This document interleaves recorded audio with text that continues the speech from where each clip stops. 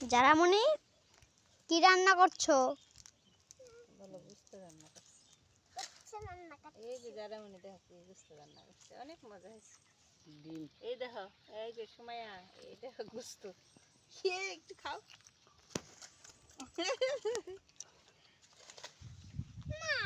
এইগুলো ভাত। এই সুমাইয়া, তোমার প্লেট কোথায় দেখি? এই যে এটা সুমাইয়ার প্লেট। আরেকটা আছে তো, বড় প্লেটটা সুমাইয়ার। আচ্ছা ঠিক আছে, তাহলে এটা জারামণির, এটা সুমাইয়ার, ঠিক আছে। এগুলো ভাত, আর এটা হচ্ছে